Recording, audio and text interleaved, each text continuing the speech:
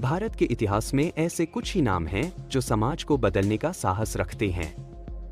एक ऐसा नाम है जिसने जीवन भर अत्याचार और असमानता से लड़ाई लड़ी और करोड़ों लोगों के लिए एक नई दिशा दी, वो है डॉक्टर भीमराव अंबेडकर।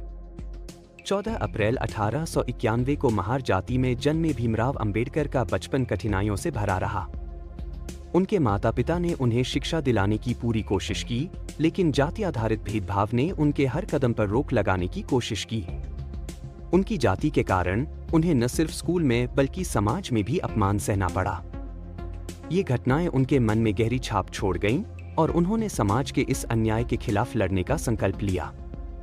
बाबा साहेब का मानना था कि शिक्षा ही वह हथियार है जिससे वे समाज के बंधनों को तोड़ सकते हैं।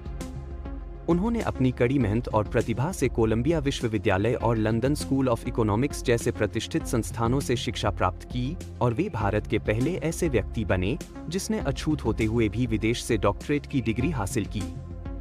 अपनी शिक्षा पूरी करने के बाद बाबा साहेब ने अपने जीवन को दलितों के अधिकारों और समाज में बराबरी की लड़ाई को समर्पित कर दिया।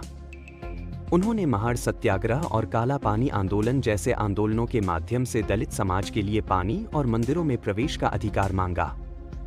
महार सत्याग्रह, जहां दलितों को सार्वजनिक पानी के स्रोत से पानी पीने की अनुमति नहीं थी, ने अंबेडकर को यह एहसास दिलाया कि भारत की आजादी तभी सार्थक होगी जब हर नागरिक को बराबरी का हक मिलेगा। स्वतंत्रता के बाद डॉक्टर अंबेडकर को भारत के संविधान का मसौदा तैयार करने की जिम्मेदारी दी गई। उन्होंने ऐसा संविधान लिखा जो न सिर्फ समाज के कमजोर वर्गों को संरक्षण प्रदान करे, बल्कि जाति, धर्म, लिंग और वर्ग के भेदभाव को भी समाप्त करे। अंबेडकर का यह योगदान भारतीय लोकतंत्र के इतिहास में अमर हो गया। उन्होंने एक ऐसा संविधान तैयार किया जिसने समाज के हर वर्ग को समानता और न्याय दिलाने का वादा किया।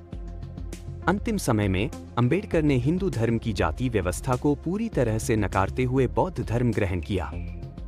14 अक्टूबर 1956 को उन्होंने लाखों अनुयायियों के साथ बौद्ध धर्म की दीक्षा ली और यह संदेश दिया कि परिवर्तन और न्याय की राह पर चलना जरूरी है। डॉक्टर अंबेडकर का जीवन संघर्ष, समर्पण और निष्ठा का प्रतीक है। उन्होंने हमें सिखाया कि सामाजिक न्याय के लिए लड़ना कभी भी आसान नहीं होता, लेकिन सही रास्ते पर डटे रहना सबसे बड़ी जीत है। आज उनके विचार और उनके संघर्ष हमें प्रेरित करते हैं और हम उनके दिखाए मार्ग पर चलते हुए एक समतामूलक समाज की कल्पना कर सकते हैं।